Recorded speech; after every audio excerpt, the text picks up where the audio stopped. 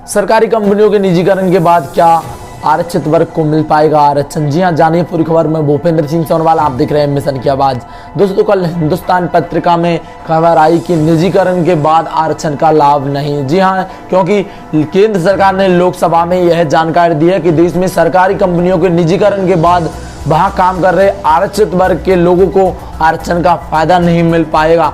केंद्र सरकार ने यह लोकसभा में पूछे गए सवाल के जवाब में यह जानकारी दी है। लोकसभा में कार्ति पी चिदंबरम की ओर से पूछे गए सवाल के जवाब में वित्त राज्य मंत्री डॉक्टर भागवत कृष्ण राव कराड़ ने बताया कि आरक्षण की नीति सिर्फ सरकारी कंपनियों में ही लागू होती है। रणनीतिक विनिवेश के बाद कोई कंपनी सरकारी नहीं रह जाती, तो इसका फायदा आरक्षण का लाभ ले रहे कर्मचारियों को भी नहीं मिलेगा। वित्त मंत्रालय से यह सवाल खासतौर पर भारतीय पेट्रोलियम कॉर्पोरेट लिमिटेड यानी बीपीसीएल के प्रस्ताव और विनिवेश के बाद इसमें आरक्षित पदों में कमी को लेकर पूछा गया था। जी हां, लगातार पूछे जाते हैं सवाल की निजीकरण के बाद क्या आरक्षण का फायदा ले पाएंगे आरक्षित वर्ग के लोग।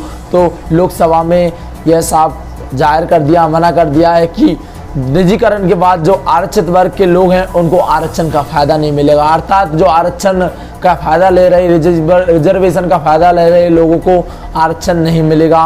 निजीकरण के बाद यह लोकसभा में बिल्कुल साफ जाहिर कर दिया। जो सरकारी कंपनियां हैं उनका निजीकरण हो जाएगा, उसके बाद में जो कर्मचारी लग रहे हैं आरक्षित वर्ग के उनको आरक्षण नहीं मिल पाएगा। इससे जो SC ST OBC को जो आरक्षण मिलता है उस आरक्षण का लाभ सरकारी कंपनियों में भी नहीं मिल पाएगा। तो आप जान सकते हैं निजीकरण के बाद लोगों को कितना खामियाजा भुगतना पड़ सकता है निजीकरण को लेकर और आरक्षण को खोकर। जी हाँ, निजीकरण के बाद एक तरह से सरकारी कंपनियों से आरक्षण को खत्म कर दिया जाएगा।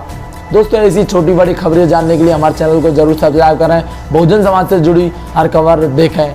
मैं भूपेंद्र सिंह सोनवाल, आप देख रहे हैं मिशन के बाद। जय भीम, जय भारत, जय संविधान।